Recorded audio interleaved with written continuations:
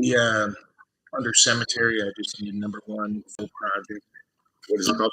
FILL Fill project. Okay. 1A for old business. No, it's new business. So 2A.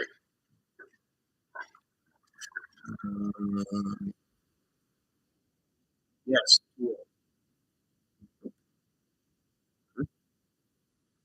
Are there any other additions or subtractions from the agenda? None. I can get a roll call vote for the amended agenda. All in favor, Sue? Yes. I'll entertain a motion for purchase orders. Second. All in favor, Sue? Yes. I'll entertain a motion for warrants. Second. All in favor, Sue? Yes. We'll now move into public comments. We'd like to remind the public that we have one public comment period per board of trustee meeting at the beginning of the meeting. At the end of the meeting, we have, for the good of the order, there's an update from department heads and board members that may not have been able to meeting. We do ask that when you are speaking, you limit your talk to 3 minutes if you are a registered meeting guest. And we only take information in. We don't converse back. We give the time from the public under advisement. This is to keep us in line with Robert's rules. With that said, we'll move into public comment. We do have a sign-up sheet if you'd like to speak. First person we have on the agenda is Will Anderson. If anybody else would like to speak up with the sign-up sheet, yep. The floor is yours, sir.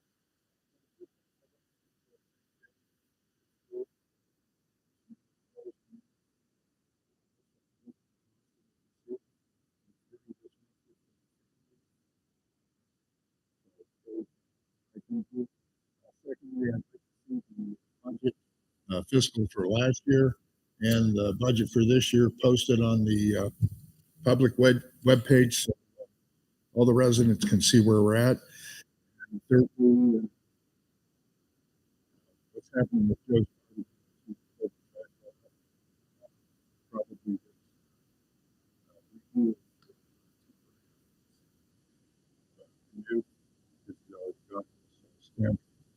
So I guess I thought ready Joe's article on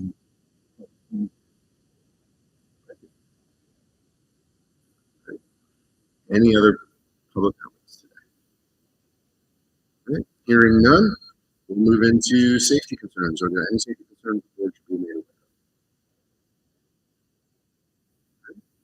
Hearing none, we'll move into our business meeting updates. Police department. So, Chief Mosley, the floor is yours.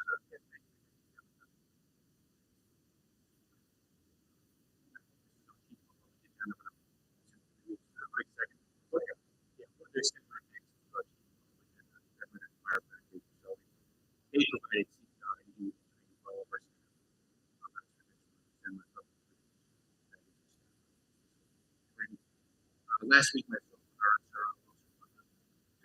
career day event.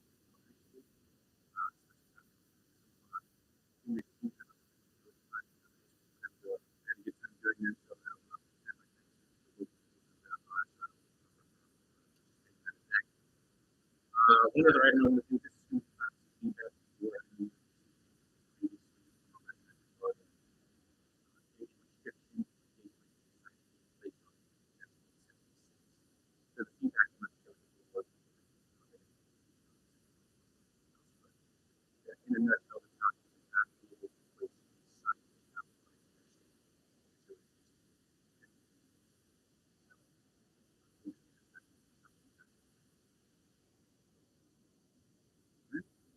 Any questions for Chief? All right, hearing none, thank you. And we'll move into fire department. Okay, floor is yours. as Chief Mosley said, we did provide the CPR classes for the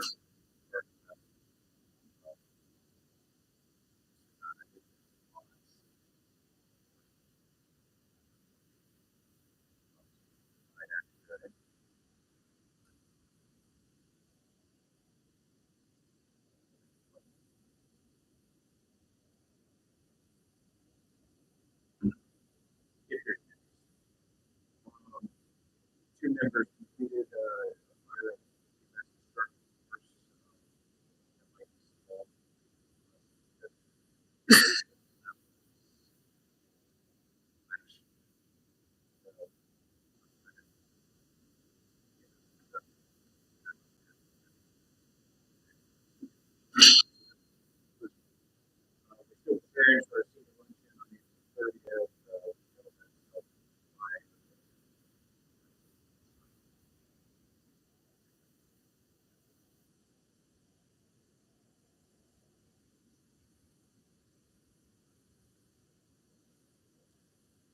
I request the possible to admin staff as well? Yeah, like I said, he did. So it was limited, but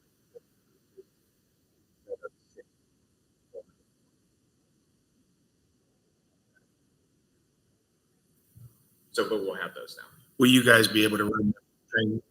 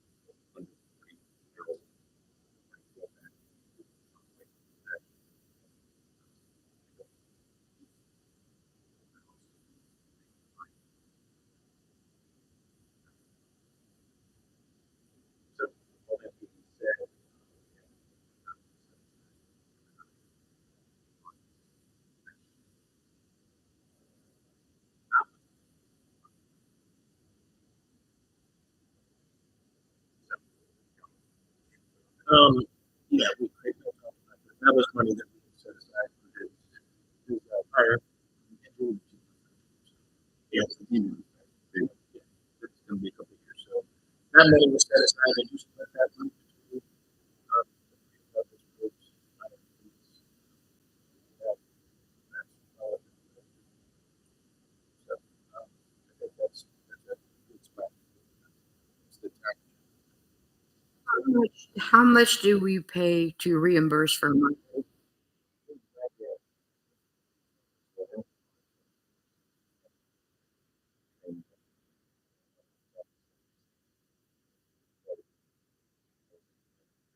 $5.90 and miles.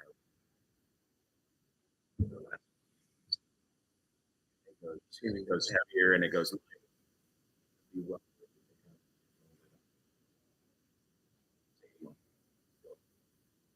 Craig, with the discussion you and I had about this also, I like the option 41 floor.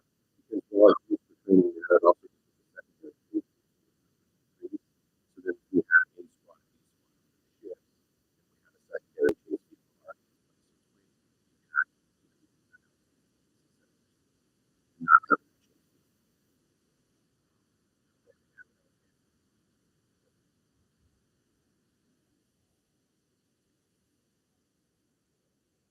We talked about that later than one for schooling. 70 cents a mile? So that's the current. 70 cents a mile, federal. We currently go by whatever the current federal reimbursement is. Federal And it's currently guidelines, 70 cents a mile. Oh, that doesn't take very long to eat that up. Yeah, and it's nice because this starts to move us in that direction that we're headed as a board, trying to get another complete set of officers over there so that we can have two teams that can run. Yeah. We need that secondary vehicle.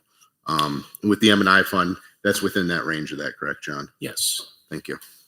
What I do want to add to that, Craig, and I know we talked about it, but I just want to bring it on the floor. I want to make it, if it's new or used, if we have to buy it from a dealer somewhere. I don't want to Correct. open This bids would for average This Joe would on be the through a street. dealership. Okay. And it would be at state bid pricing. Okay. Yeah, so if we went new, it'd have to be the state bid pricing. Correct.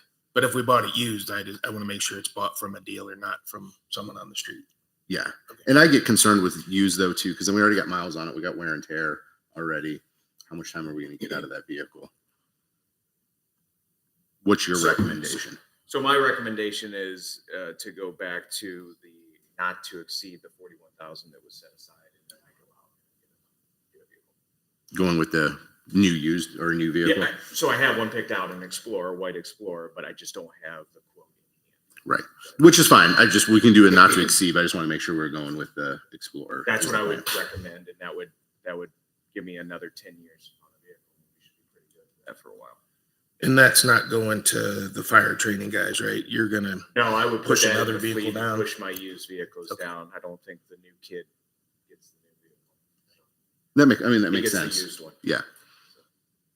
But we are on our pickup, the red pickup. We're at year 9 already, and I try to replace it in 10. So it's a good-looking vehicle. It's going to give us a lot more years yet. But Because you had that reviewed by the mechanic, correct? I did. I actually had RJ's review that, and he has a document paper. He's fixed everything on it, and believes it'll give me plenty of life left. Okay. So we can spread that out so we can get into a 5-year cycle, essentially. Replacing a light vehicle every 5 years to get 10 years out of them. Yes, but I expect to get more. Okay. If that makes sense. Yep. No, that's There's good. no reason that pickup's a good pickup. Okay. All right. Any other questions?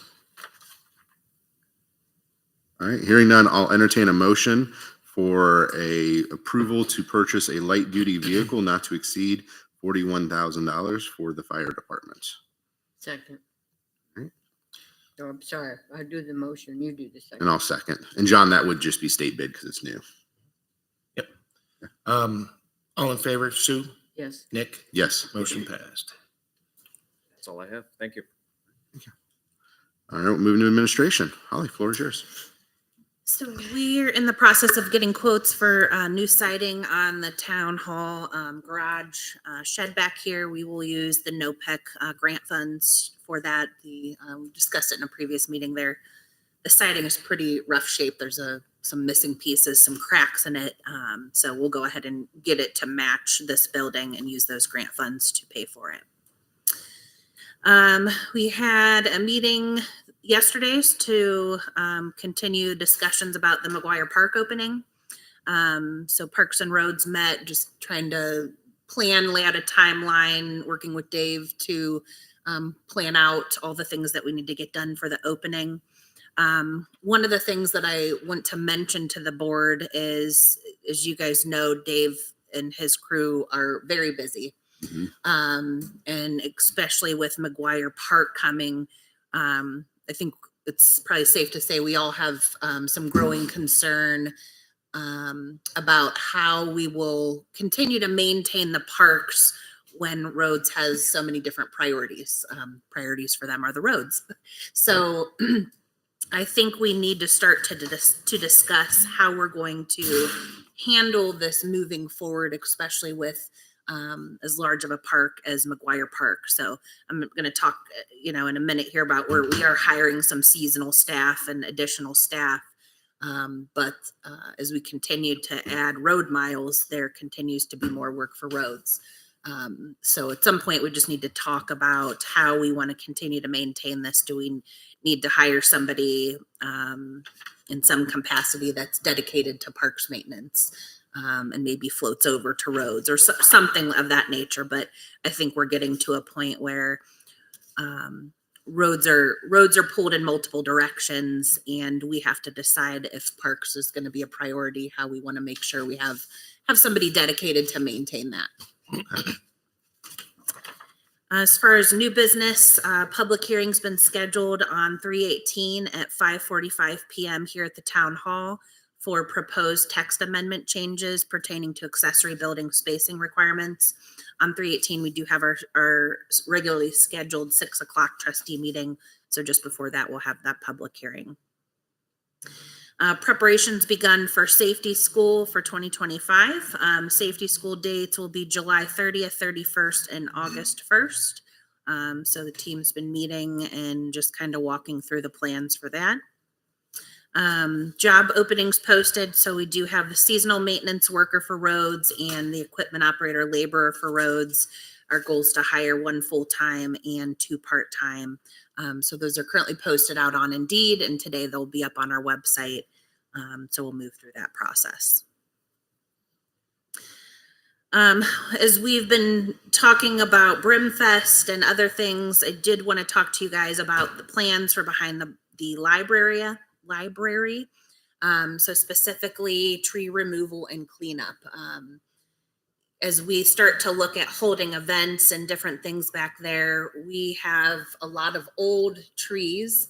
If you walk back there right now, you can see limbs are just falling down. So if we are planning on holding any events back there, we really need to get somebody out and probably take down a number of those trees, simply because they're old. I'm sure some of them might be sick or dying. But we really just need to start talking about, if we're going to use that, we got to start to take action. So the ground is very unlevel, of course, because of all the trees and the tree roots.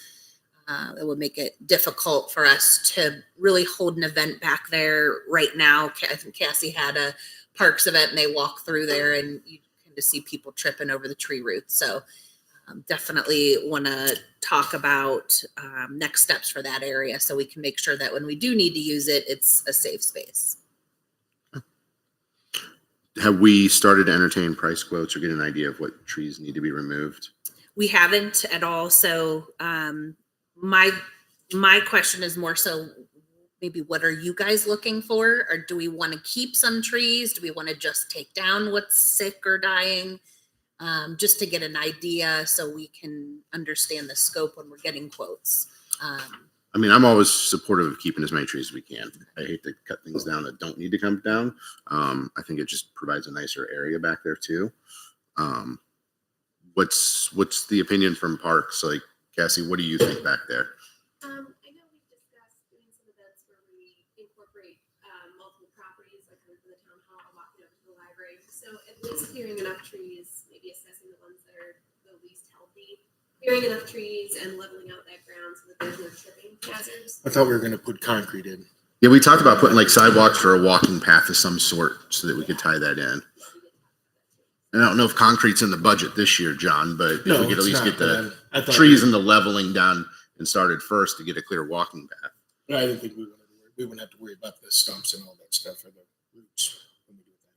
We do also have that concrete pad back there that was originally intended to be used for concerts. So if we have the intention of using that again, that might be something we factor in with the trees. Okay.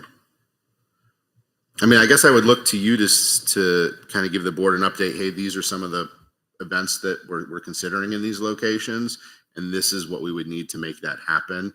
And then we look at budget wise, how long is it going to take us to get there, right? It might not happen this year. Maybe we're in the planning stages. Maybe we just get a gravel walking path to start and then we concrete over it, or maybe we hold it. But I think without us having some more information about that, you know, what events options we have, it's hard to make a decision right now. Holding events there, I think, is important. Do you think we would have better turnouts with the concerts if we were to hold them on the concrete pad back here than we are down at Lions Park? It's hard to say. Okay. I know we have the parking issue here, and we've had the concerts historically at Lions Park, which is nice with the pavilion. However, I know people did really enjoy them when we had them here, so we have to see. Okay. And then Holly, we did have a plan. We consulted with a planning firm. Oh, thank you, Joe. Sorry, I'm quiet. We did consult with a planning firm or two. Was that a year ago? And we got some proposals for a walking path. So we talked to some park landscaping, but we didn't have budget to support moving forward with any plans. Yeah. So they gave us some kind of initial proposals of ideas, but in order to get plans, we needed budget to fund it. Okay. I'd like to, I mean, I think some of this it's nice to have an outside firm, but I think some of this we can plan internally too, right? Just on a cost savings piece of that. I guess one of the questions is, and this I might lead in, I think it leads into your stuff later, Cassie, where is Brimfest going to be? Is it going to be at the Kelso House again this year? Do we need this land to make it work for Brimfest? Is this a project that's a 2026 project and we just need to have initial discussions now? I think that's part of that conversation. Cassie has a presentation in her section, so maybe once we get through that, because part of that is talking about behind the library. So I think once we get into her section, we can dive into that even more. Yeah. So I think before we can give you direction on where we're going, we need to brainstorm more what those events are going to look like, and then we can say this is the direction the board would like to go with it.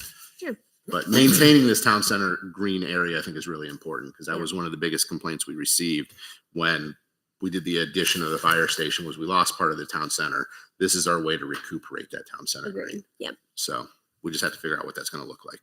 Okay. Following up from our last meeting, we came to the board and let you guys know that the cemetery committee had voted to put on hold the Memorial Day ceremony due to lack of attendance.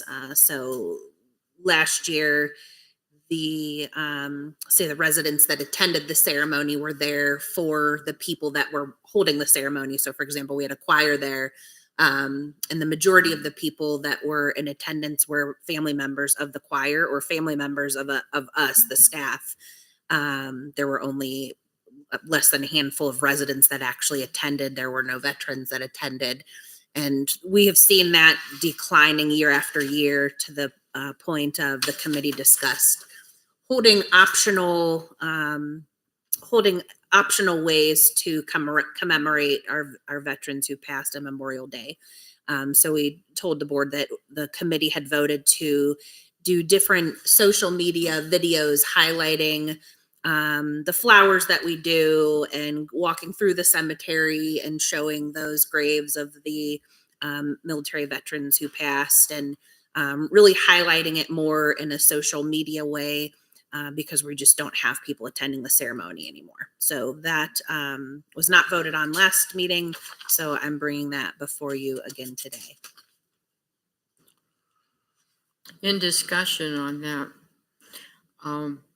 in years past, the Boy Scouts have always come and marched and brought in the flowers or the flags and made part of the ceremony. Last year, they were a no-show. And it just happened that we had enough of our fire department people there that they stepped up and did that.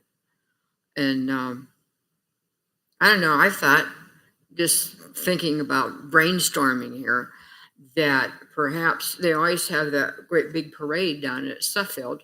Maybe we as Brimfield could do something like a big float or whatever to give honor to our veterans and go down and join that parade, because I counted people last year that attended. We had less than 10 people that were not connected to the people that were participating. So I think we were just spinning our wheels and not getting a result, and not letting our residents know that we really want them to come out and support what we try to do. I can say from my standpoint, I am not supportive of canceling that Memorial Day event. I don't care if we have one person show up. That is to honor our veterans. That's to honor our service members. It's a day of somberness for those individuals. And that may be the one place that they can go to have that care. I would be an absolute no. And if the board wants to cancel it, and that's the wish of the board, I would still be there for those individuals on that day, because that is our service members. Those are the people who give us our rights and our freedoms to stand here and to be elected officials and to be here in this amazing country that we have. I would not stand behind canceling that. And normally I don't get this emotional about things, but I've lost friends. My grandfather served in World War II. My father served in the Ohio National Guard. And those men were changed because of that. And we cannot cancel events like this just because we only have 10 people show up. It's an opportunity for them. And for the board to even consider canceling that is disheartening to me. Well, these are our soldiers. These are the people who allow you to have your freedoms in this country. And we want to cancel an event because only 10 people showed up. Those 10 people may be hurting. Those 10 people may be sad. Those 10 people may be struggling. It doesn't take that much resources from us to create that opportunity for them. And I am not supportive of that. Well, my husband that passed away was in combat in the Second War and the Korean War. So it's close to my heart too. And what disheartens me is that the community, not just, not our township board, but the community itself is not supporting of it. And I want to add, we're not talking about not holding an event. We're trying to talk about how to reach people. So when we say less than 10, I think there were probably 5 and not one of them was a veteran.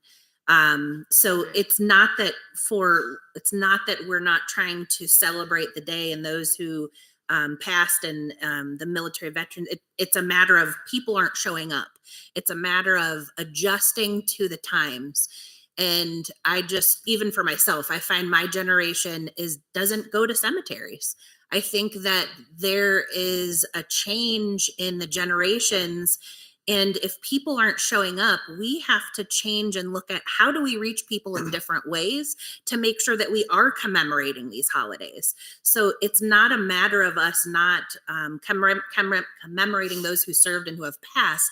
It's a matter of how can we do that in the most effective way to actually reach people, because we're not reaching them there at the cemetery. So I do take offense that this was a majority vote by the cemetery committee. We're very passionate about the whole thing. It's a matter of people aren't coming.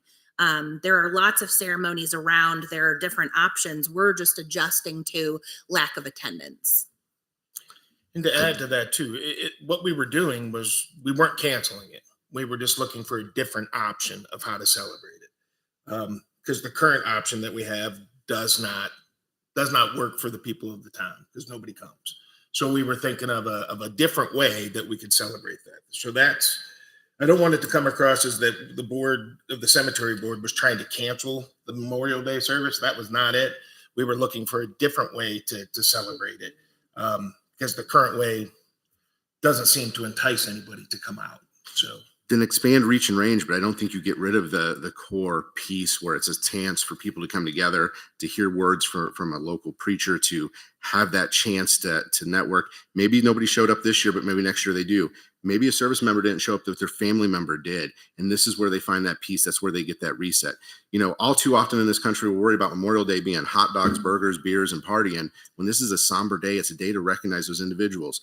And by all means, let's go out and also celebrate them. But let's start the day off right. And this is our chance to do that. We do this here, then we head down to the parade, and then we're with family. And we create those opportunities. It's just the same argument I give for night meetings. I don't care if one person shows up or 1,000 people show up for the night meeting. It's about creating the opportunity.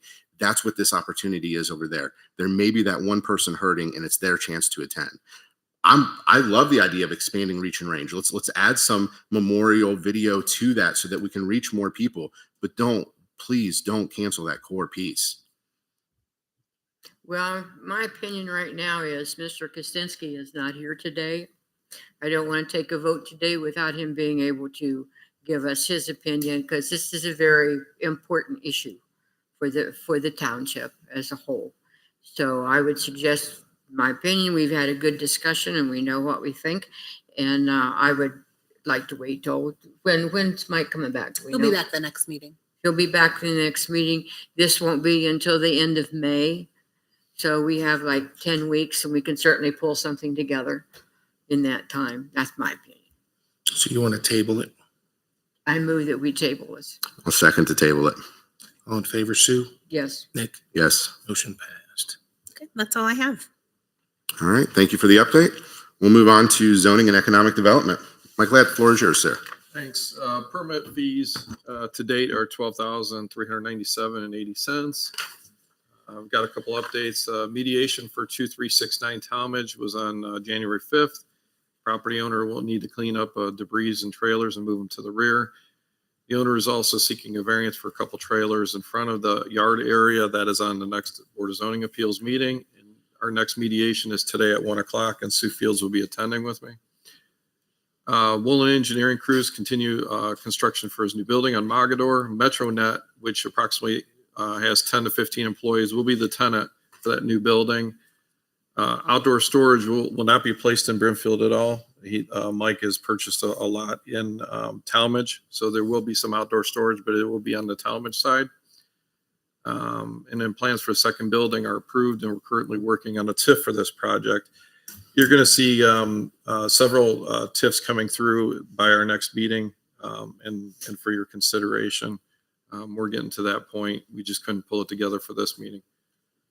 Grading and excavation work has started for Discount Drug Mart in front of the elementary school. ODOT has approved the light on 43. And the county engineer is reviewing traffic studies for this area and will be giving the results to Dave Rufner and the findings and suggestions when complete. And that concludes my report. Mike, as part of that update on the drug mart, will the county engineer provide to Dave comments on the school zone questions and then comments on what that's going to look like through there? Because I know I sent that over and you sent it to the engineer because you said it was an engineer question, but I've received several concerns from residents and school bus drivers. So the school zone is being addressed by ODOT. Okay. I sent you several documents. One was the county engineer's answers to the questions. One was a letter from Chief Mosley requesting the school zone be moved to Falcon Drive.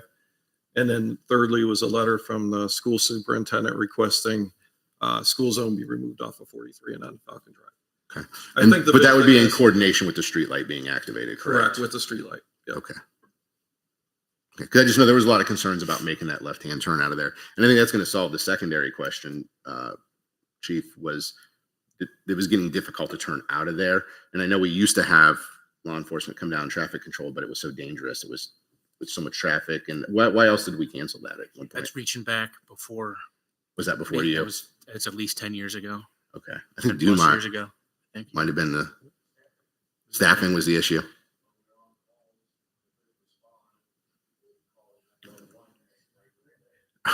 Okay. I just know it's difficult to make that left out of there some days, yeah, especially for the buses. They get worried. I think we've been pretty proactive, and we'll continue to be pretty proactive in that zone. Yeah, I know. Every time I drive through there, you're sitting there during school hours. I think that's something we can kind of monitor and assess going forward as that project evolves. Because I look, obviously they're just doing excavation work there now, but what's that going to look like? 2 months from now, or what? I guess that's something we'll just need to monitor and assess. Yeah, because that was the secondary question. Once construction crews start coming in, if they try to discharge while school's discharging, that could become a real nightmare. And I don't know if Mike, I don't know if that was addressed from Mike Collins or not about, will there be traffic flowing in and out of there, or construction traffic around school release times? I thought he was going to be maybe trying to avoid that. Yeah, so what they did is there was a traffic study done for ODOT. And then what Mike Collins requested was that study along with another study, particularly with the school and when it lets in and out. So the engineers have provided that and they're reviewing it. Is there an opportunity for us to put some pressure on ODOT to put the light up before drug mart's actually in so it can control that construction traffic and school traffic to help ease that tension? It should be in, you mean during the construction phase? Yeah, during the construction phase instead of waiting until construction's done, just because that's creating an additional traffic issue and it's a school, there's multiple pieces there compared to the sheet situation we had. I would say that would have to come from the county engineer and push.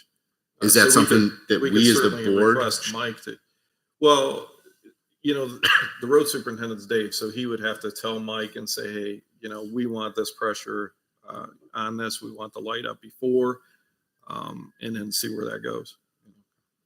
Does that need ODOT usually does what they're going to do. We could request a lot of stuff, but at the end of the day, it's their guidelines.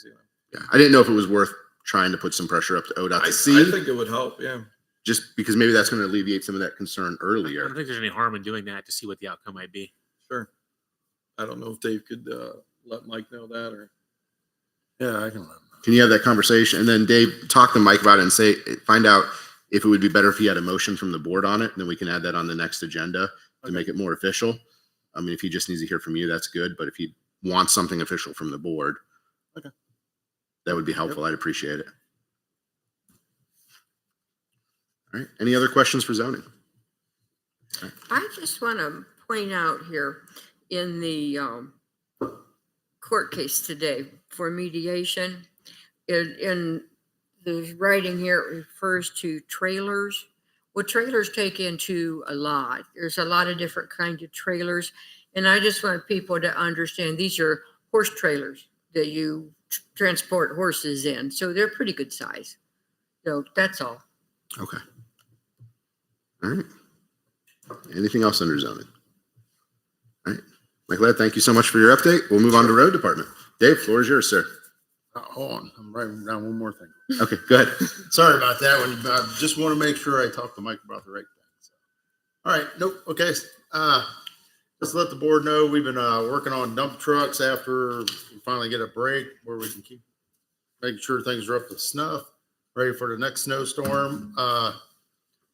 We received our cutting edges in from Glen Hill. We ordered them. Oh man, probably 4 weeks ago, we finally got them. So we're good on that aspect for plowing snow if we need to. Some new business. We rented a hot box this year to help us with fixing potholes. What it is a hot box. We're picking up a different material. It's called a hot mix instead of cold mix. Okay. What it does is it lets us put down the material quicker. I mean, when it's damp like this, it's hot. It'll evaporate the water as it's going in. So it makes actually like an asphalt patch. But you can't get asphalt this time of year. This is as close as we can get. So we're trying different avenues with trying to fix these potholes that come up real quick on us. So we are running around. Actually, we are going to be out fixing potholes today. We have a break in the weather. We're picking stuff up right now. So. Do you think it'll last longer than cold patch? Yes. Okay. See, cold patch, if you put it down when it's wet out, a tendency that has a breakdown and pop right back out of the hole. After you get a few more rains, a few more cars hit it, it doesn't adhese, tighten up, and it comes right back out. So this actually goes down, it turns into a hard surface. Okay. So it's between a mix of cold mix and asphalt. So it's a winter kind of mix they put out. So Okay. so far it's been working great.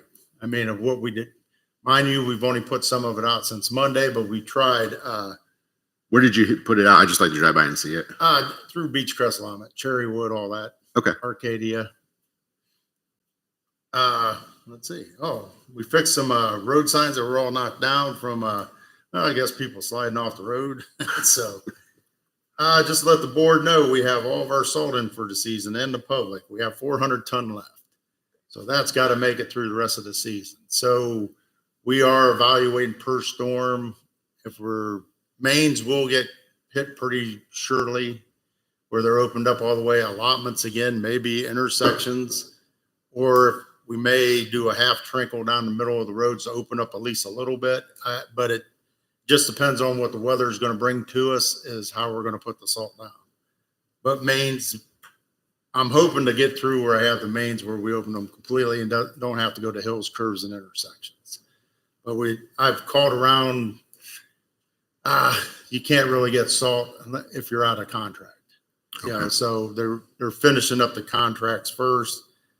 I don't know what's going on up these salt plants, but hey, it is what it is. Everybody's had a tough time this year. So, like Holly stated earlier, we're looking into hiring one full-time employee and a couple part-time employees for the season of the part-timers.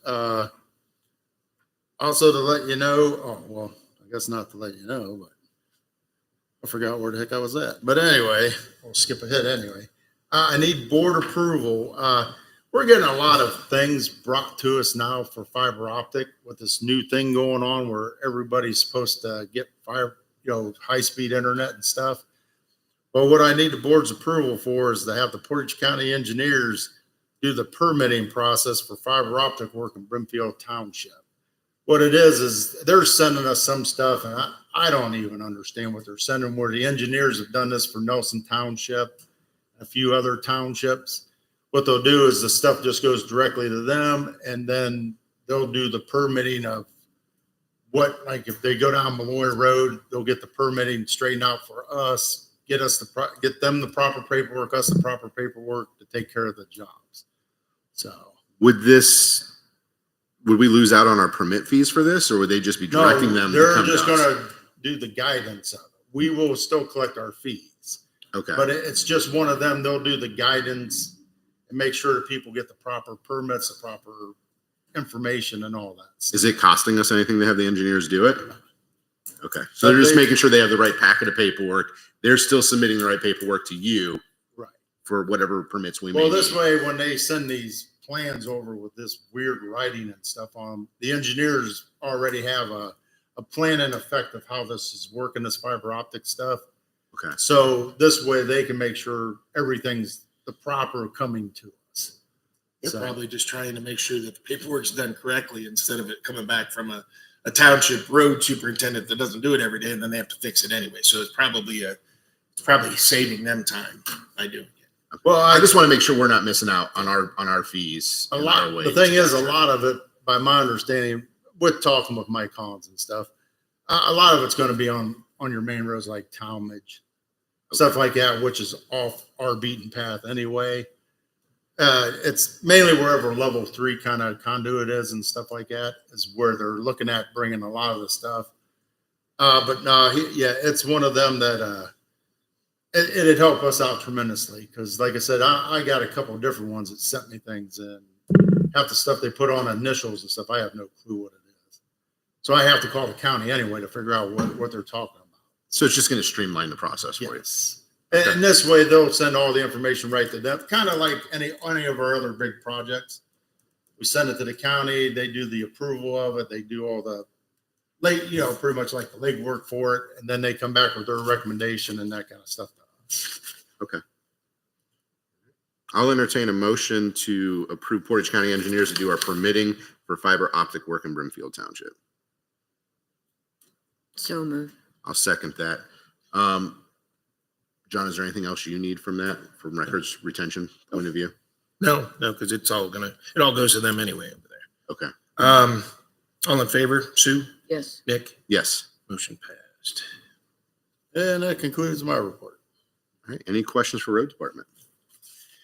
I don't have a question, but I would like to let you all know, I went to the Ohio Township Association conference this year in Columbus, and they made the announcement that the state is giving a $50,000 grant for signage. And we had received this probably back in about 2014 or 2015, somewhere along in there. But you have to wait so many years before you're eligible for it again. And so anyway, I believe we're eligible for it. And it's due like maybe the end of July. So we have plenty of time to apply for it. Doesn't mean we're going to get it, but it means that we can make application for it. So Who's the grant? Do we know who it's through? Is it through ODOT or is it through somebody else? It's through ODOT, but I've talked to Mike Collins about it already. So So you're already working on it? oh, good. Thank you. and we could let it go by this year. They're going to do it again next year, just like they did before, where they had it multiple years. Mm-hmm. So we could streamline later. I mean, I can go in and tell them I want 20 stop signs, that, just to get some and that stuff. But again, it's one of them. It just got kind of sent out to the township. So Do you still have a lot of those road signs? Or street signs? I still have a lot of speed limit signs from the first one. Did you put up all the new? We don't have any poles anywhere in Brimfield, do we? The white poles. You have the. No, the I'm sign, pretty sure we're done with all that. See, that's not incled in the this. street sign. Okay. This is So it's just your just street speed sign, limit. stop line, speed, that kind of stuff. Yes. Does it only cover the signs or does it allow us to get some of the flashing signs so that we could No, upgrade some it's of those just signs? just signs. Okay. And post. Nuts, bolts, Okay. that kind of stuff. Are So, they all the lollipop posts, or are they no reflectors on them? oh, you can get the, I can't think of a professional name, but yeah, you can get the reflectors on them. I mean, you buy them, then you have to mount the reflectors on them. All right. Anything else for roads? Hearing no, we'll move into Parks and Recs. Cassie, floor is yours. Okay, I'll speak into the mic, Joe. Can you hear me? Okay, good. Good morning, everybody. I wanted to first continue our discussion from our last meeting about Brimfest. I wanted to thank all the departments for meeting with me to discuss this year's Brimfest. There's just so many different elements that go into it that it really takes the whole team to plan this. So this morning I prepared a PowerPoint presentation for you so that we can kind of get a visual of all the different elements that go into it. Joe, do you have that? Let's come up on that one. And then we can use our new TVs. All right, so I just wanted to present all of this information to you in a nice, neat visual because I'm a very visual person. So the elements of Brimfest, for those who do or don't know, we have the bands and entertainers, the food vendors. Currently, we've been doing the inflatables, rock wall, and our other attractions. We have our merchant vendors, the parade, the fireworks, and the pancake breakfast. And then we have a proposed item for 2025 of the mechanical amusement rides. So some changes that we're looking at from 2024 is we have the loss of the former Skipper Group property, which will now be Drug Mart, which we use for parking. We also have the change in ownership of the Brimfield Plaza, which we might run into issues with potential new construction or new businesses by the time of our event. And the proposed addition of the mechanical rides has proved some logistical issues with the event.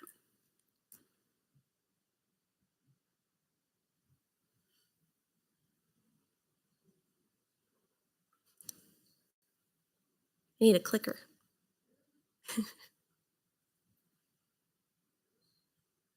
Okay.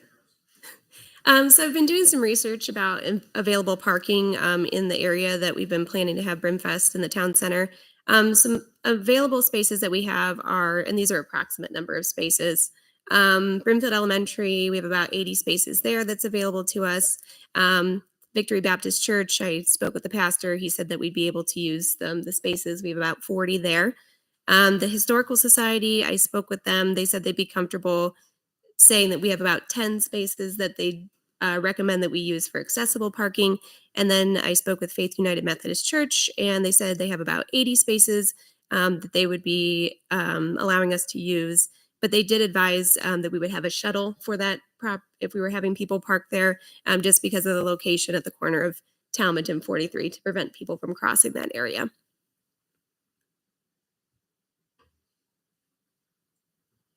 Okay. These are some areas that are potentially available. I don't think this is my most updated version of this. That's okay. So the Brimfield Plaza, we do have a parking easement in the works with them. So it is, I highlighted it as potentially available just because we might have the conflicts with the businesses and potential construction. But as of now, that is available to us for parking. I've reached out to Pizza Hut. They hadn't responded. And then the German Society, I was talking with them if we wanted to do a shuttle to their parking area, which I did some research. Thanks, John, for your Facebook videos. I've been watching them and doing research on Brimfest from like 10 years ago. So they did mention that there might be a potential conflict because they have a lot of weddings and things like that, private rentals. So they would have to look at their schedule. And then places that would not be available for parking. I spoke with Field High School. They did say they have a home football game on the 12th, and they would not have parking available on the 13th. Cleveland Clinic would not have parking available. Town Hall I marked as unavailable just because between staff, I don't think we'd have significant parking available for the public here. And then the town center fields, if we're going to continue with the fireworks, that parking would not be available. Some considerations when we're looking at parking options. There's the safety issue if we're looking at different areas of crossing Talmadge Road and Ohio 43. Looking at having enough accessible parking spaces. If we're spreading the parking out, it may deter visitors from attending. Traffic, if we don't have enough parking, it may lead to increased traffic and people parking in spaces wherever they can find. And then if we're closing off roads or anything with parking or having people park in their lots, it might disrupt our businesses. So I've been looking at some potential solutions of offsite parking with shuttles. We discussed the introduction of mechanical rides like we had in previous Brimfests. Some considerations that I have for that. I've reached out to 12 different ride companies. Only 2 are available for the event. An update is that I have 1 confirmed. I had 1 reach out and give me a informal quote. When I've reached out for a formal quote, they have not yet responded. So that one's kind of still up in the air. A lot of those companies, and I'll go into this later, just said that they only do larger events, or if you needed to book them, you needed to book them basically like a year in advance. We need to consider the placement of the rides. We discussed placing the rides potentially on the road. We needed to think about the road closures, which I know I talked with Dave about, could negatively impact the schools and businesses and emergency traffic going through there. If we have them at the Historical Society, that would limit the space that we have for our food trucks and vendors and entertainers. So we'd probably have to look at spreading that event over multiple properties. There's also some additional permits and fees. If the Ohio Department of Agriculture does come out and do an inspection, which is apparently optional, which worries me, but we can request an inspection if we feel that's the right move. But it's an additional $100 per kiddie ride and $160 for the other rides. And then there's just the outright cost of reserving these rides. And these are, of course, weather permitting. If we have severe weather, they would shut down the rides. And also we need to look at the damage to the grounds or roads wherever we would put them and the cost to repair that. So I want to chime in real quick on the discussion of having the rides on the road. We feel this option is really off the table because the ride companies have to set up early and then they have to stay there after. So this would cause issues for school traffic and also Cleveland Clinic traffic. People, by closing that road, people would not be able to access Cleveland Clinic. And then again, we know what the school issues are. So we feel that putting rides on the road is not an option, at least in that area over by Kelso. Unless we change the time of the event to when school has not started yet. Correct. Okay.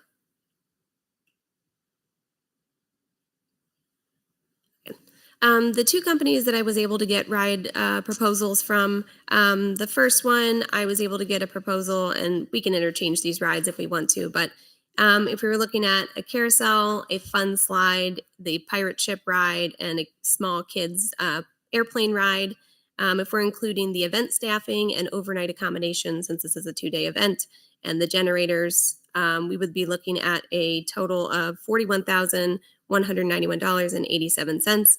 I guess this isn't my updated version because there was an additional, I got an email saying there'd be an additional $2,000 lodging fee to put them, we could put them up in a hotel or they could choose their own hotel, but they're approximating fees of about $2,000 for that.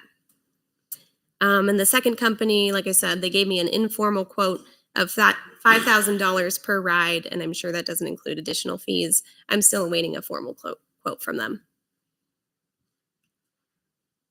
And a couple of additional concerns that came up. There is a field football home game on September 12th, which is the Friday that we were considering having the event. And then I contacted our fireworks company, and they did let me know that the tariffs on Chinese imports have increased the cost of their product by approximately 20%. So if we're looking at having the same show that we had last year with the 3-inch shells, we'll be looking at a price increase of $1,000 from $6,500 to $7,500. If we'd reduce that shell size and just kind of roll that price into having additional shells, we'd still be looking at $7,500. But if we wanted to go with the smaller shell size with the same shell count as our 2024 show, we'd be looking about $6,750. But we'd have to consider that reducing the shell size would lower the show in the air by about 30 feet. So it wouldn't be as visible for people in neighboring neighborhoods. So I came up with a couple different proposals just to get some ideas what we want to do going forward. I brought up in the last meeting the proposal of a festival summer series, which we're tentatively calling Brim Festivals. This would incorporate elements of Brimfest, and we'd still have opportunities for sponsorships by businesses and vendors to attend. And this would be an overall reduced cost from the event. So these are our tentative ideas for events here. We can have a schools out movie night with inflatables and food trucks and an outdoor movie. We could have our touch-a truck and add some elements like live performances. We could look at having a teen night with the rock wall video game trailer and a silent disco. We could look at having a senior party in the park with a catered meal and some live music and vendors. August, we're looking at maybe having a roller skating event. There's companies that'll come out and bring a roller skating rink out for you, or we could potentially have it in one of our paved lots. And then September, we could bring back our fall festival and just kind of amp that up a little bit. We can add some inflatables and bring the trackless train and all those things. So we can just take those same elements that we were putting in a day and a half and spread them out over the summer. If we can take Oh, a yeah. minute, because it's not the updated presentation. We have more information just going through pros and cons. Joe, could you pull the presentation from the trustee folder, please?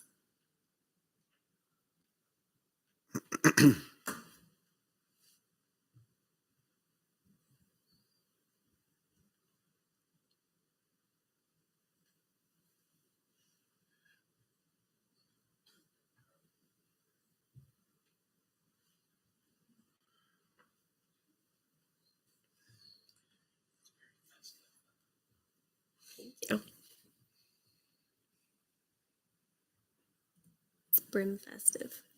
Mm-hmm. She's creative. If it's easier, I can send it to you, Joe. Okay, thank you.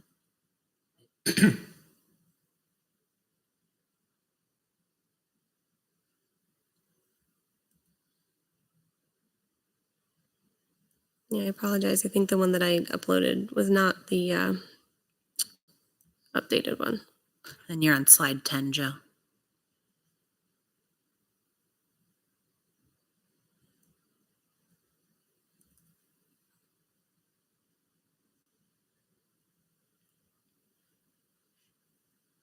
Thank you.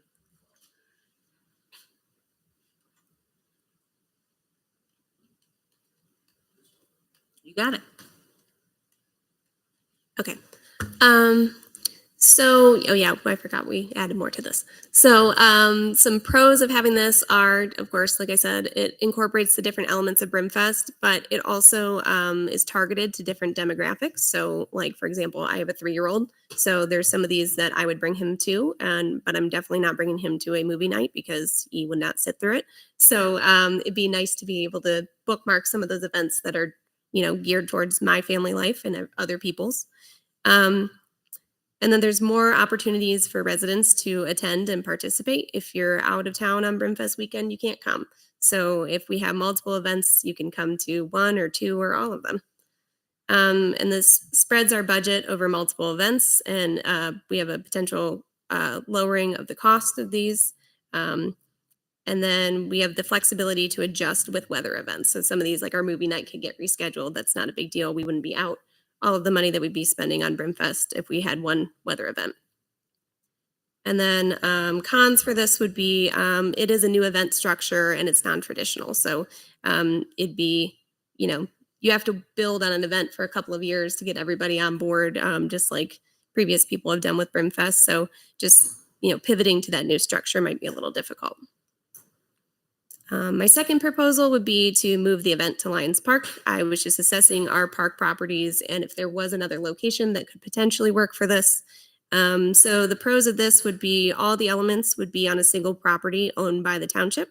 So we wouldn't have to worry about encroaching, crossing streets, that kind of thing. And there's more parking available here and no shuttles. The cons of this area is it's less traveled. It is off the beaten path. And most of our parking would be in the grass. So if we did have a weather event, there's the potential of getting stuck in the mud, which I think we've all done at Brimfest. We would have to cancel our rentals at the community center, pavilions, and athletic fields. There'd be additional prep work for the road crew to get that space up and running for Brimfest. And then proposal number 3 would be to reduce the event to 1 day, which I would propose would be Saturday. The pros to this are reduced event costs and reduced staff hours and overtime costs. We would avoid school and business traffic conflicts. And as I mentioned before, Field does have a home game on Friday. I know they're doing really well this year. So there's possible low attendance for that. And then we wouldn't have to pay the overnight accommodations needed for our ride staff. But of course, the cons for that would be if we had bad weather, it would cancel the entire event. It's unfortunately not an event you can reschedule. We would still have those increased parking needs, potentially even more increased parking needs if people know it's only for 1 day rather than 2. And it limits the possibility of attendance for participants to just 1 day. And then my fourth proposal would be to have our Brimfest like we normally do with the mechanical rides and with the off-site parking options with the shuttles.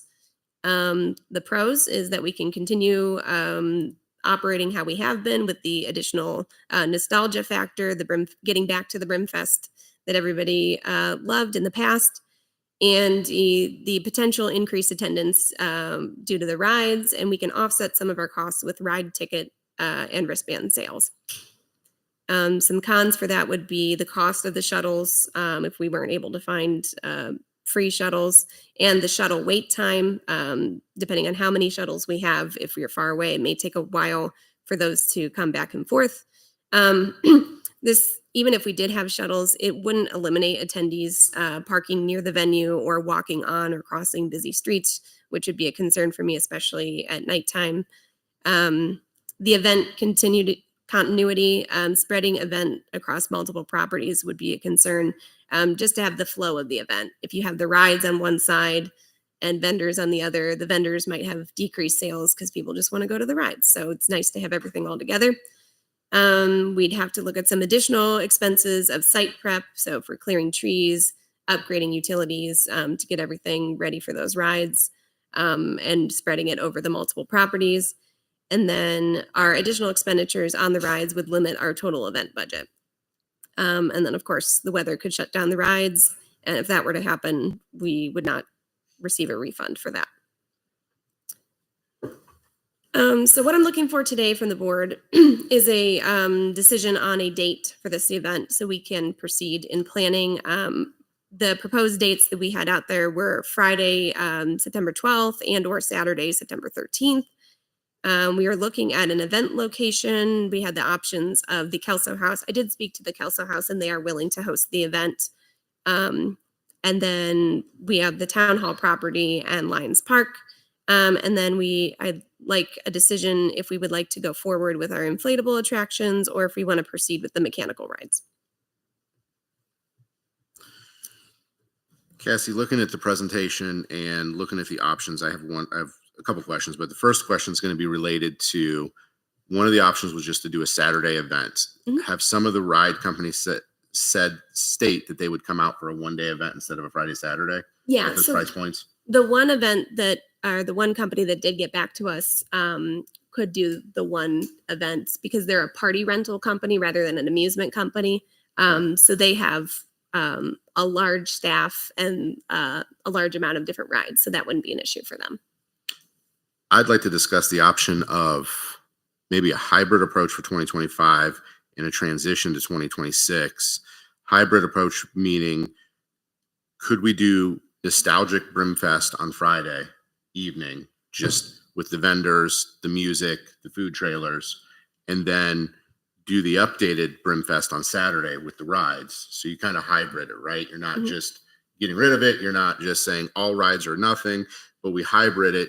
And then with the plan of transitioning everything to Lions Park in 2026, this way we're not canceling any rentals for people. We can book out now and block off Lions Park and the community center in 2026 now. But this is our way to show people we're making progress. We're bringing Brimfest back to what it was and moving in that direction. And then we're not tying up the roads as much because it's only on Saturday that we're doing it. Friday they might have setup down there, but I think we could work around a limit of that for one day instead of multiple days. So we hybrid this. We kind of find a happy medium for everybody that should cut our cost almost 50% too, if not more, especially if we don't have overnight accommodations for those ride attractions. And it brings us to a good point, and we could sell the tickets and move in that direction. It's just my opinion. I think that would be a good way where we sit today of how we can move this forward and get to where we need to be. Yeah, I can certainly get price quotes to just have the rides on Saturday. What was the price quote for that other company for 2 days though? Because that's one of our biggest issues is that we don't have enough money to pay for all that. So it was the one she put up there was 41,000. So, but if we're cutting that by 50%, yeah. Oh, I missed that one. So if we cut that by 50%, if not more, because now you don't have any lodging accommodations in there too, right? Like that number dwindles down quickly. And then ride bands, obviously, are going to be more attractive at that point than they were just for some of the little things that we did. So you have some potential recuperation of funds there. And I think we're early enough in the game that you can look at sponsorships from businesses. Well, we definitely used to get the fireworks paid for by local businesses in town, which those used to be How much were the fireworks last year? 65. 65. It's another 75. So, and so I think there's still a way that we can do this and make it happen, but let's hybrid it, right? Like we don't have to go all out. The vision was to go all out, but this is what we have to work with. And then we're building for 2026 and knowing that the larger companies want, the carnival companies want agreements a year out. Well, we should have been working on this a year out, I guess, but now we know, so we can start building for Lions Park for next year, reaching out to those companies well in advance of a year. Because I believe the difference between a party rental company and a carnival company is the party rental company wants us to foot the bill. The carnival company is making their money off of their process, right? So it puts us in a tough spot not being able to land one of those. But this is a way that we could kind of find a balance to both pieces. And then with that, the only thing I didn't see a lot of conversation on there was the parade. And making sure that, we bring that parade back. That's a big piece for our community. And I'd like to see that focus back onto the Veterans Parade, right? This was a big veterans piece and it fell off. I think we got to reconnect with that Veterans Parade. That's what brought in the big spectators, that brought in a lot of people working with it. I think that's an area of focus that we need to have for 2025 and 2026 moving forward. The Lions are still running the parade, right? Didn't they run it last year? I've spoken with the Lions Club and I know there's some concern because we haven't decided on a date yet. They haven't been able to start planning yet. So there's some concern about, with parades, people tend to book those towards like the end of the previous year because people that do parades do a lot of parades. So there's concern about getting enough participants for that. I mean, I don't know why we needed to lock in a date earlier, I guess, but I still think there's an opportunity there to make it happen. There's lots of companies around. There's lots of people that want to participate. We just need to lock in a date and move forward with it. Yes.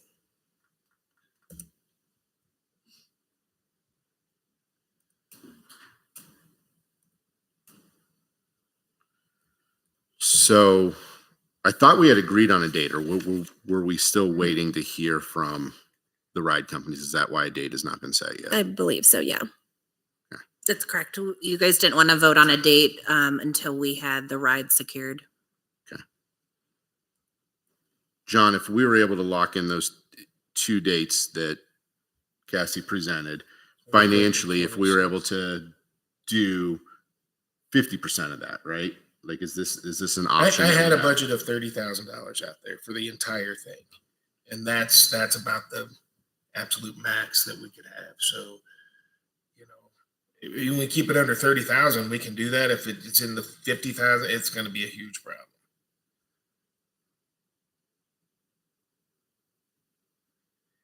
Cassie and I were talking, it'll just be a balance of 40,000 for 2 days. If we get it down to maybe 15 to 20,000, then we have 10,000 to work with. And again, knowing that we're going to have ride sales, to recoup money.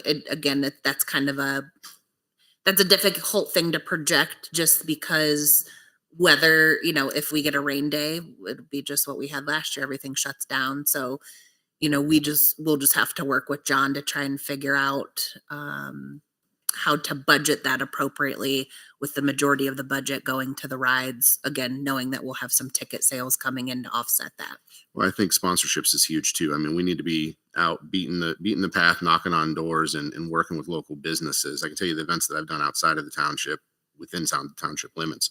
I make a couple phone calls and their businesses are willing to contribute if we go work with them. We just have to be willing to go out and do that marketing. We got to go meet with them and work with them. We got to tie them together. This isn't a Brimfield event. It's a community event. But I think this is a way that we could find a happy medium with it, still keep the event going, do the nostalgic Friday feel, and then work with that on Saturday, a bigger piece on Saturday. Can I ask Chrissy a question? Chrissy, are you guys still going to do a beer garden, or what's your plan over there? You're doing it. We could probably do it if it's the Lions Park, but that is a big fundraiser for us. So. Well, this year it would be at your property. Would that be on the? Would that be Friday and Saturday night event for us. Yeah, I think you keep it nostalgic, right? Like they could still run that however many days they want. I'd still picture Friday having some bands and events happening there, but more the carnival rides is key to Saturday, especially because we lose 3/4 of Friday anyways, right? By the time everybody gets out of work, it's 5 p.m., 6 p.m.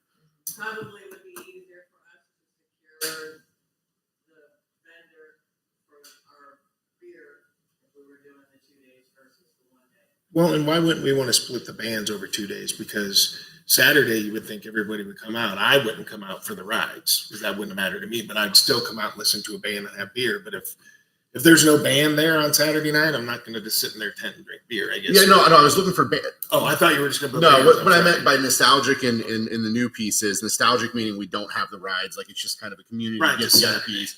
And then Saturday is the big event. You have the rides, you have the music, you have everything running Okay. at that point. Yeah, I just thought you were going to have the band one day or the other. No. Yeah, keep everything from Friday going, right? But just add the rides in on Saturday. Okay, that's good. What does that mean? You're going to bring back the little king and queen contest and the chili cook-off and I wouldn't be opposed to a chili cook-off. and the hot dog eating contest and things that kind of fell by the wayside. Our old reigning champ lost If his you're gonna position do in the hot dog eating nostalgia. contest. So, But you could do some of that Bring on 'em back. Saturday too. We can do that. I'm hungry.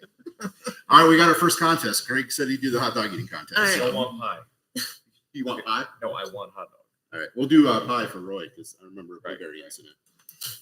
I think I had a headache for 3 days after all that sugar. But I think the consensus here is that let's move on with this. We can make it work. Let's get some prices for the 1 day rides, full 2 day event itself with 1 day worth of rides. We just need to narrow down the date. I personally like them later in the year just because it's a little bit cooler, but that's selfishly for me. If your recommendation is we try this in September, let's try it in September. Then we can determine how that works. What 2026 looks like at the end of that. I mean, we've got to move quick and lock out Lions Park a year out at that point. Then, Yep. But we reevaluate. Okay. Well, I really appreciate us being able to have this conversation so that people that are listening and watching, they have an opinion too. And this would give us time to have some feedback from the residents of what they want. And if it comes to the point that they after we find this in September and it doesn't get a good response, and then that helps us decide what we're going to do in 26. So do we want to vote on a date? Wait, I got some comments down here. Just to clarify, so the parade is not necessarily a done deal right now, if I'm hearing this correctly, right? That's TBD. We don't The know whether Lions that's Club going to happen or has not, it. right? I don't have an official answer from the Lions Club now. Can we, if we set the dates today, can you reach out to them this week and try to get a confirmation? Because do you need stuff on your end for that? Well, or- yeah, which we would need to start, that we need to be on our radar to plan for that, because at account, we have a staffing issue with that because we bring in overtime and then we reach out to other agencies for mutual aids. I just would want to know that. The sooner we know that, the sooner we can at least start accounting for it. So if we could try to confirm that by the end of the week or next week, that would start getting you moving in that direction. Yeah. So what were those dates? Oh, sorry. They have a meeting next Tuesday to discuss the parade. Okay. What are the dates that we were proposing? Friday, September 12th and Saturday, September 13th. I'll entertain a motion to officially set Brimfest as Friday, September 12th and Saturday, September 13th. Make a motion? Yeah, I'll make that motion. I'll second it. So moved. It was 9/12 and 9/13. Correct. Okay. Friday and Saturday. All in favor, Sue? Yes. Nick? Yes. Motion passed. Cassie, I don't want to vote on the ride prices yet, just till you get that updated sheet for us and costs, and then we can discuss that at our next meeting Sure. to move forward with that. But I'd just like to have like the updated final version. Well, I would just like to hear some come in from the residents is what they want. So if they don't want it, there's no need for us to be spending it. I listened to this speech last night for 2.5 hours, and it's going to be tight. There's going to be so many changes and so many things that we have to get adjusted to. And it's going to be, it's going to be a long old haul to get through all of this. And people are they're just going to quit buying. And we're going to see big changes happen in that. I don't know if it's good or bad, but you got to realize that something's happening and it's coming. So people are going to be trying to survive. But I don't. We're in for the storm and we're in for the ride. I'd like to suggest that we maybe approve a not to exceed amount. We really need to lock in a ride vendor. My concern would be to wait 2 more weeks before locking in that company. You could jeopardize losing them. So if you wanted to do a not to exceed amount, that way we can ensure that we can book them and we can come back to the next meeting with that amount. Like I said, I'm just concerned we're going to lose ride vendor if we have to wait 2 more weeks. Yeah, and I will say that the one company that I'm working with does a lot of college like opening weekends. They provide rides for those, so they did let me know that could be a potential conflict if we don't book sooner than later. So with that said, what is your suggestion not to exceed? Are we looking at 50% of that total cost? Or are you looking at 15,000? I mean, you've had those conversations. I've had $30,000 out there, so I just leave that there, not to exceed 30,000. Okay, if we can save it, that's by all means, please save it. But yeah, you need a target to work at. But if it's going to be 45, or we can't do that. Right. And that's to clarify for the entire event, including rentals. That's what the generators township would be covering. Got it. Okay. If you get somebody to sponsor fireworks and they want to do different ones and it's being sponsored by somebody, I don't care. But what the township's going to contribute 30,000. Okay. Okay. All right. I'll entertain a motion to set the budget for Brimfest not to exceed $30,000. So moved. I'll second. All in favor, Sue? Yes. Nick? Yes. Motion passed.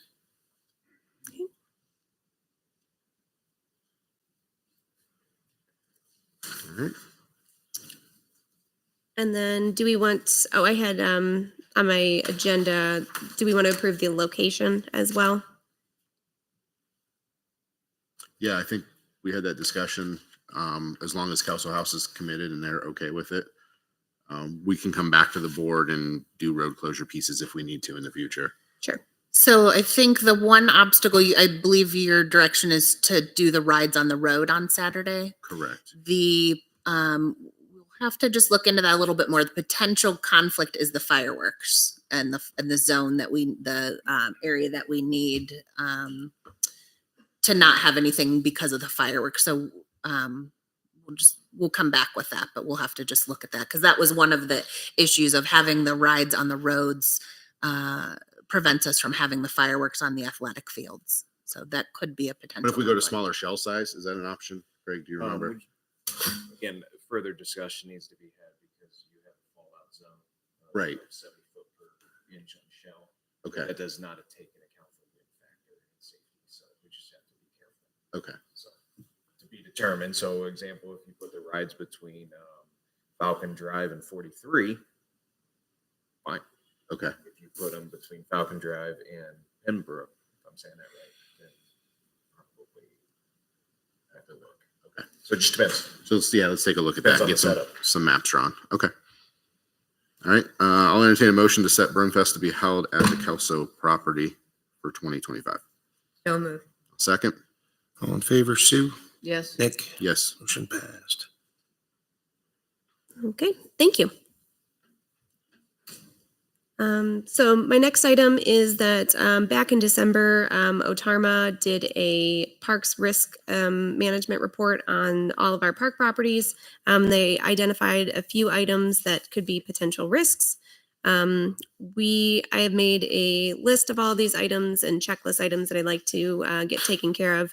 And so our responsibility with this is to submit, just like the report that Joe had done for the IT risk management, we're supposed to submit a action plan to Otarma by April 18th. It says December 20th. They didn't get it to me till February 18th.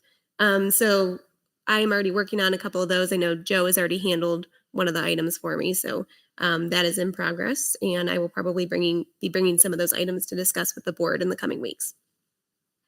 Okay. And then just a little highlight on our past programs. On February 22nd, we had our Ducks and Donuts hike at McGuire Park. And then we had our Burrowing Buddies for Kids and Tots program at the library on the 25th of February. And then upcoming programs, tomorrow we have chair yoga for seniors at the community center. On the 12th, we have gentle stretch yoga at 6 p.m. at the community center. On the 13th, we have scrapbooking at 1 p.m. at the Brimfield Library. And on the 14th, we have our annual Woodcock Walk at 7:30 p.m. at Cranberry Creek Park. And that is all I had for you today. Cassie, about how many people did you have come to Ducks and Donuts? We had 16 people. 16 there? And how many came to the Borough event? 4. 4? Yeah, we've been playing with the time for that, and it seems to be hit or miss. Okay. All right. All right. Any other questions for Parks and Rec? Okay. Hearing no, we'll move into information technology. It looks like we have some updates. All right, I'm going to be the man behind the screen. So you're not going to get to see me because I have something to show, like Cassie did. But my first thing is when we moved into the new space, I was contacted. I don't know if it came from Mike or it was from BZA directly. I apologize, I forget who asked, but a concern about having some form of panic alarm behind the dais came up. And at the time, I could not find a good solution. So the solution that I did as a temporary fix is I put a phone behind the dais with an auto dial to 911. Since then, I have found a solution that I would like to present, and that is it's a company called Team Alert. It's a software based panic alarm.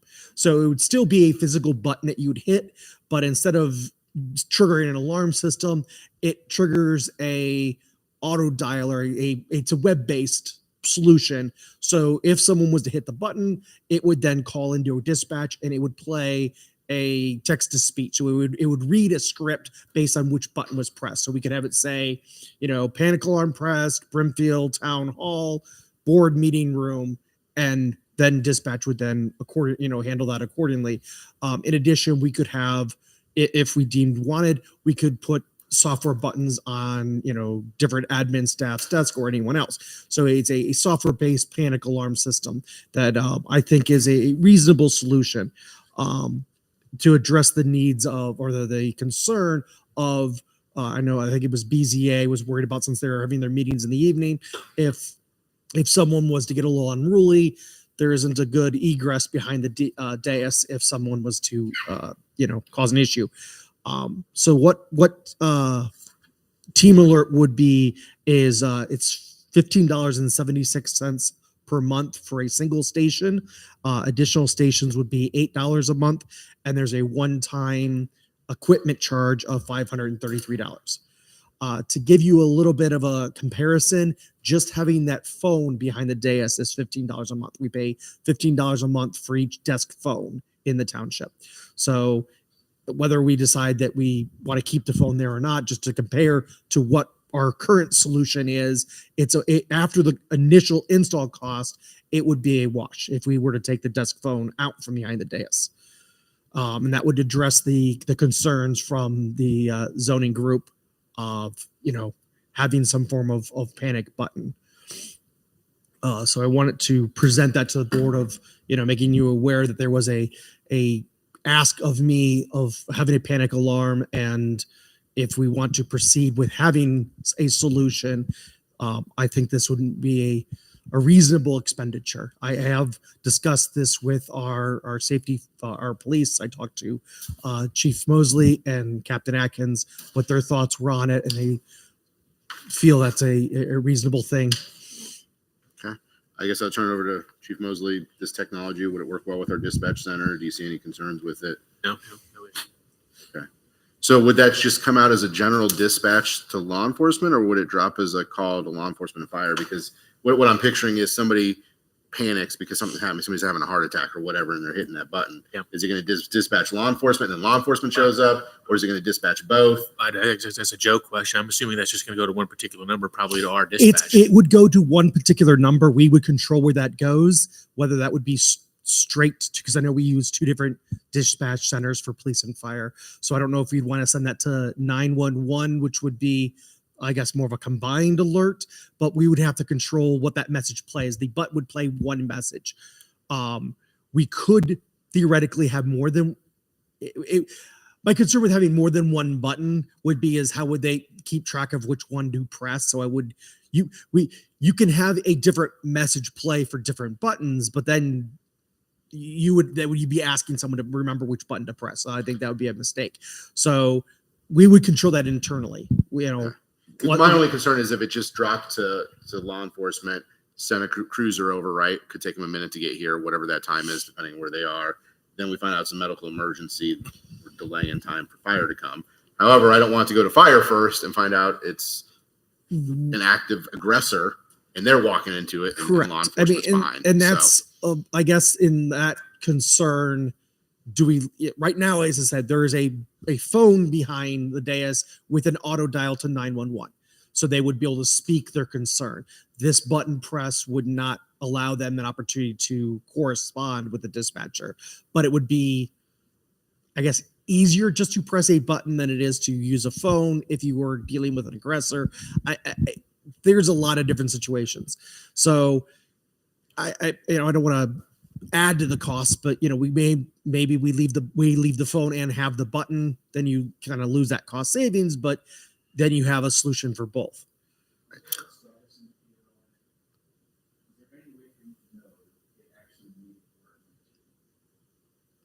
Not from a button standpoint. If you had a software solution, if we did from a computer standpoint, yes. But from the way that I'm proposes for the day is they wouldn't know. No, they would hit the button and they'd have to, I guess, trust that it did what it said, what we wanted it to do. So that would be very similar to a panic alarm. A traditional panic alarm would be the same thing. That was one of the reasons why our dispatch center didn't recommend a panic alarm, because you don't know whether dispatch got the call or not. Right. No, that's great. Yeah, I mean, that's my concern too. Like, at least this is a hard line. Right.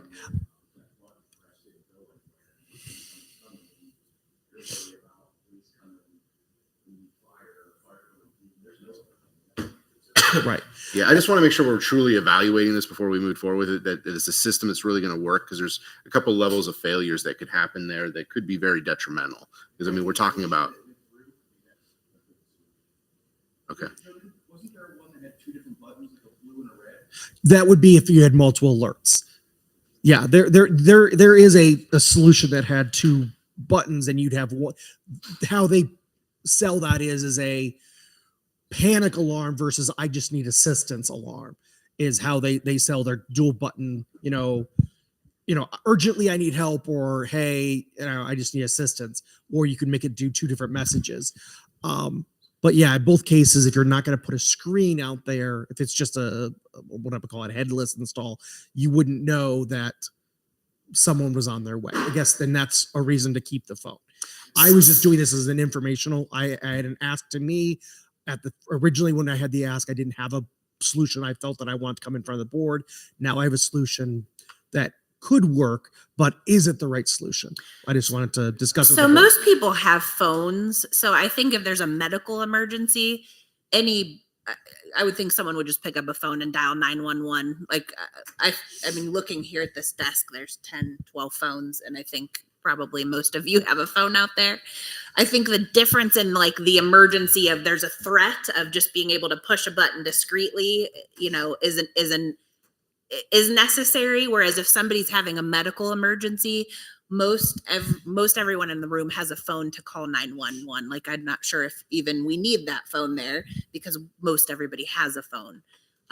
Which again, if it's a medical emergency, most people are just going to dial 911. So just my thought of, is the phone really necessary? Because most people have a phone in the room. Somebody's going to call 911 if somebody's having a medical emergency. Well, it's not a secret when you're calling for an emergency. Right. You don't need it to be discreet. Right. People just react differently when those stress hits, right? I mean, you can say this is what you're going to do, but until you're truly in those scenarios, you don't know how those people are going to react to it. It may just be, we're in trouble with the button. That's why I brought up the conversation. Mm-hmm. Sure. It's that fight or flight.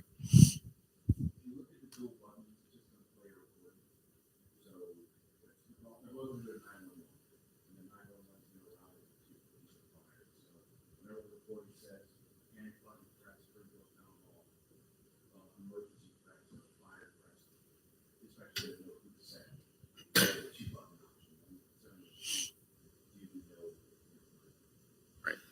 option. Would the PD assess the room when they come in? I mean, if we were just having a zoning person really getting boisterous in the back there, you guys just walk in to kind of hang and see what's going on? Or do you run in here like Well, it's all we're being gonna shot? know is this pre-recorded message made it to dispatch. We're not gonna know anything else.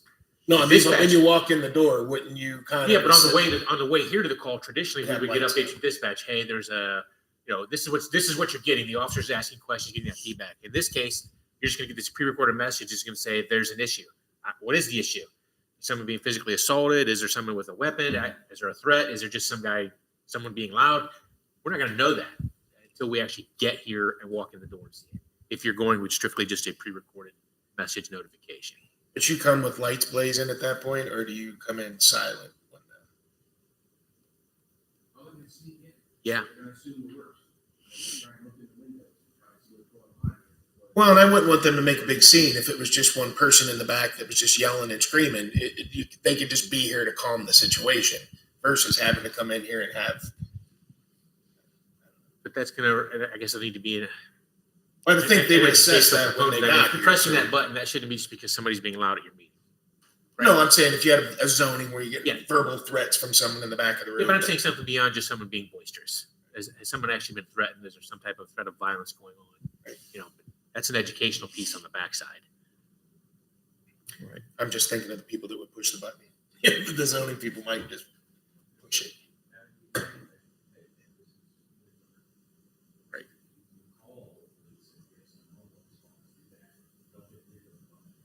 Emergency.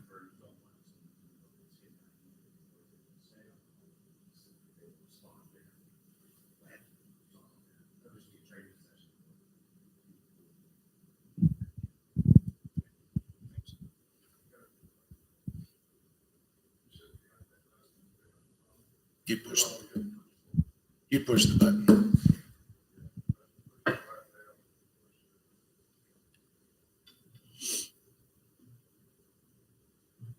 Well, I mean, it's below the price point. We don't need board approval on that, do We we? don't. I think he just wanted to talk about it. Okay, yeah. I just make sure we totally vet it before we move forward with it would be my concern.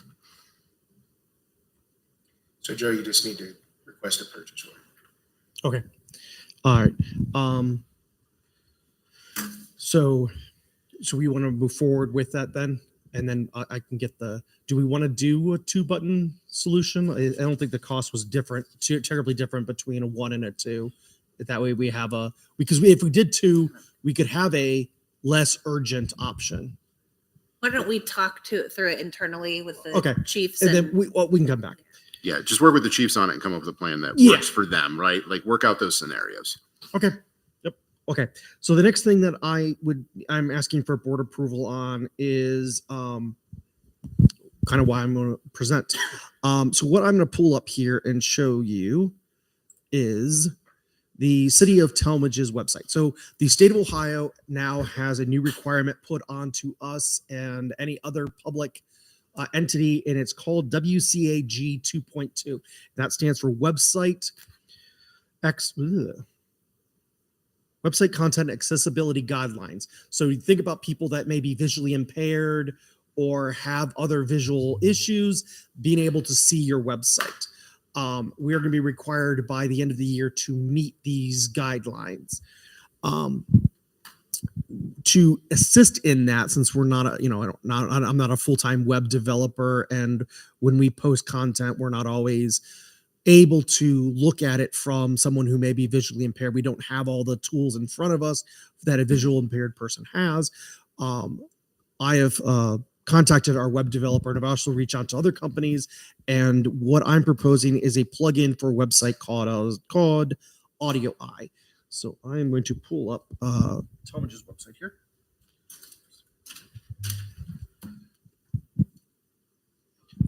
And if you go to the bottom of the City of Talmadge, you'll see there's this neat little universal symbol for handicap accessibility. I'm going to refer to it as.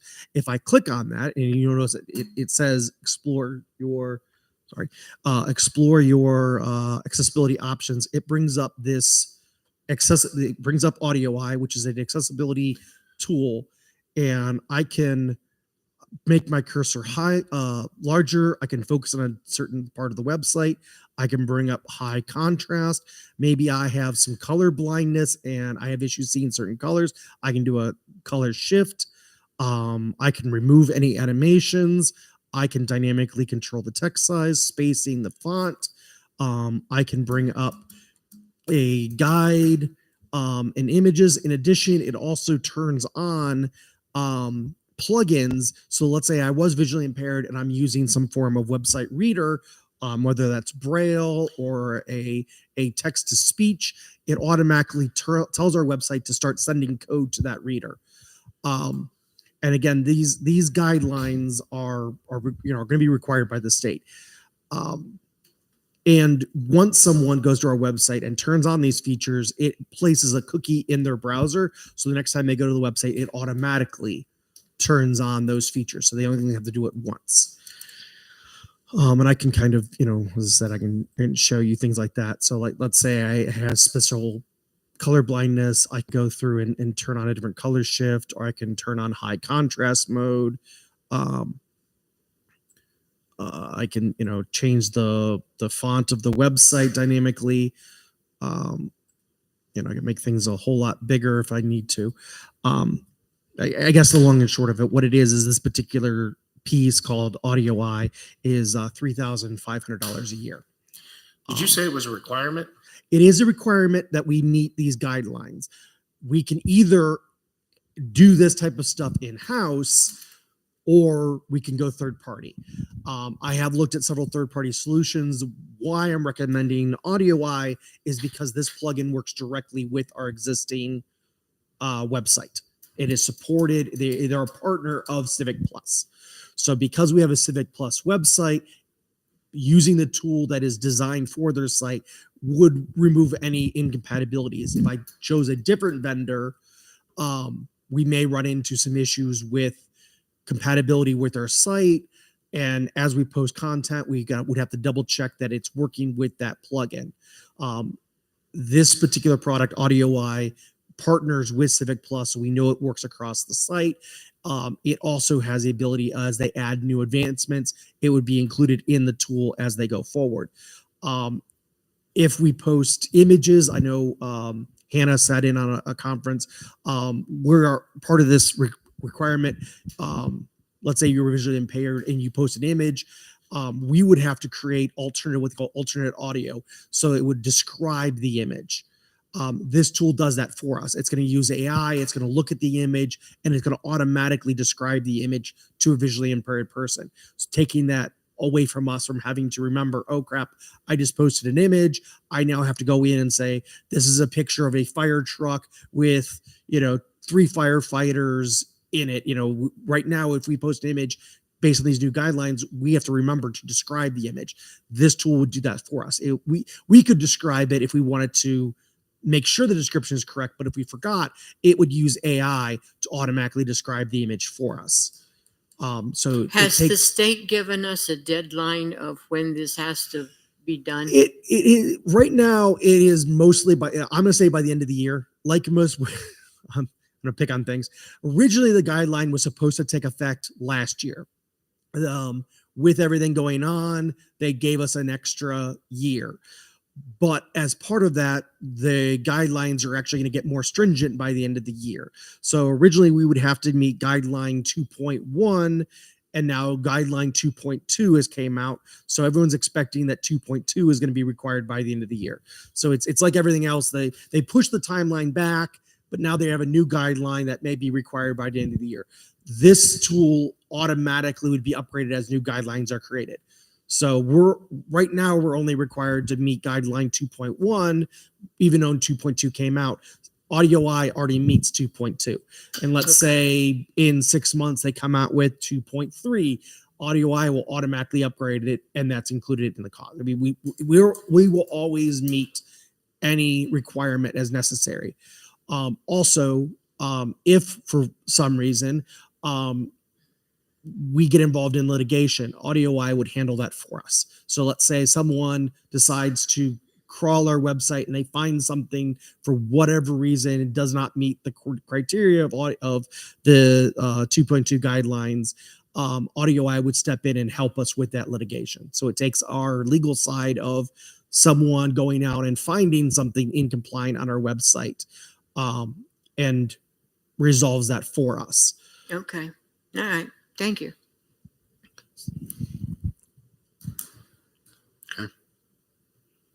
John, is this something we want to do now? Do you want to hold it for a while just till we see how? We should just get it now. We're gonna have to get it anyway, and Joe's got a budget of a certain amount, which we'll take this out of. All right. So I'll entertain a motion to enter into an agreement with Audio I for 1 year of the website WCAG 2.2 compliance software. So moved. I'll second that. All in favor, Sue? Nick? Yes. Motion passed. Thank you. All right. Thank you. That's all I have. All right. Any questions for IT? Hearing none, we'll move into cemetery. We have a section here, 2A. John? What we have here is we're still doing the fill project in the back. Yesterday, Dave, Mike Wolin, and Trey Helmley went back to determine where, if we needed a road, where it would go to get the supplies back there. We still have on the table from Helmling that they will provide all the clean fill dirt for us there, and they're not going to charge us anything. One thing they are requesting, though, is that they are the only ones that can control what's being sent back there, so that there aren't other places in the middle of the night back there dumping concrete and doing all that kind of stuff. They also will have a bulldozer on site to move all that. That's why we had Mike Wolin out there yesterday to kind of figure out where our slope goes. Yesterday, Dave, why don't you talk about the line issue that we had yesterday with Warco? What we found is Warco has an easement through there. They go back to their back part of their property that they bought off of all that. The thing is, it kind of squeezes us where we're filling. What it'll do is, instead of being able to do a complete fill, we might have to do a partial slope. That way we don't infringe onto their easement and stuff. Mike Woolen and Trey were talking about, well, maybe Warco doesn't need that anymore. Maybe the township needs to talk with them to see if they may want to sell it off, because it is just an easement for a roadway to go into their back of their property. Because I guess the property they bought, they can access it through their property off of Carg Industry. So it's one of them. It might be a piece they don't even know they still have, this and that, but it would change the way we could fill some of that part of the cemetery. One of the things also, by having Helmling being in charge of making sure all that's taken care of, he would put in the temporary road as well, so that his trucks can get back there. Depending on where we put it and how we had to get back there. But I guess what I'm asking for today is just to have a motion to say that we're making him the person that's running the fill project back there. So that we don't have a bunch of other people just dumping stuff in there. I'd like to make that motion. Okay. I'll make that motion, John. Okay. Nick? All right, I'll second. The motion is just for the, Helmling will be the fill contractor, I guess we'll just put it out. so Hemling will be the fill contractor for the backside of the township cemetery project. Correct. Yes. All in favor, Sue? Yes. Nick? Yes. Motion passed. I got an FYI for the cemetery. Give it to us. Are you ready? Okay. What I came across is there was this young man who, before he turned 18, was working on his Eagle Scout badge. And right now, I believe he's probably in his late 30s. So his parents emailed me. They were cleaning out a computer, and they came across his Eagle Scout project, which was to identify all of the places in the cemetery where there is somebody, put down their name and the date they died and their plot, the number and all that. We have about 6,000 people over there in Westland. And they were going through stuff and found this computer up in the attic and sent it to me. And they're all in alphabetical order. So then I found out from Lori Kelsey that the county has a listing of everybody that's buried in every cemetery in Portage County. So I'm going to take that from Camden Ertley, take that up there and look to see how it compares with what they have. So we're working, trying to get everything into a computer through what we call SEM sites. That's a cemetery software, so that we don't lose anybody. And it's good for genealogy research to have your records up to date. I wanted to share that. And the things about that thick. So I just appreciate it that they remembered. Thank you. All right. Thank you for the update. We'll move into fiscal office. John, you have something? Give me 1 second. Yep.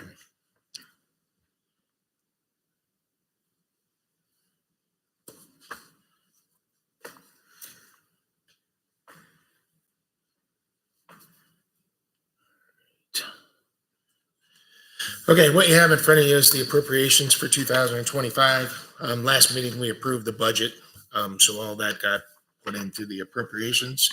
This is from the UAN system. So all that did, all the fund balances that we approved in the appropriations and in the budget, and all the work we did with each department broke all those dollars around in categories. So what this is all those categories being filled up. So I just need a motion to approve the 2025 appropriations. So moved. Second. All in favor, Sue? Yes. Nick? Yes. Motion passed. Thank you. Okay.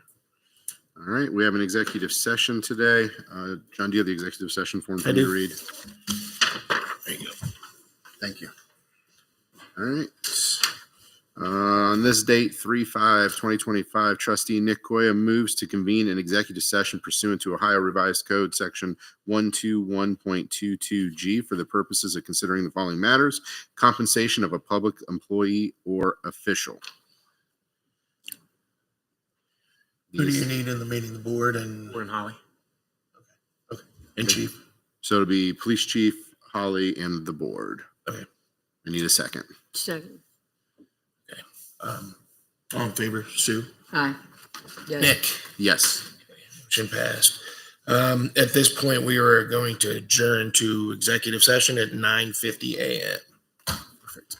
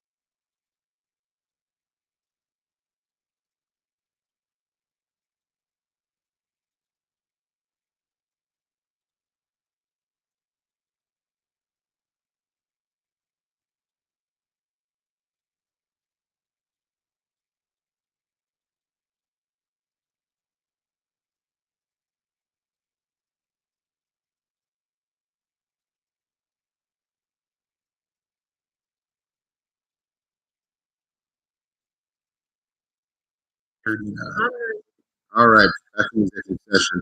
All right, per our executive session and discussions, we've been looking at market adjustments. I'd like to make a motion for a 6% market adjustment for police department administrative support staff to be effective March 16th. Based on research that we put together in the local police department administrative support staff. All in favor, Steve? Yes. I'll entertain a motion to adjourn this meeting. Favor, Steve? Yes. Pass, we're closed at 12:40.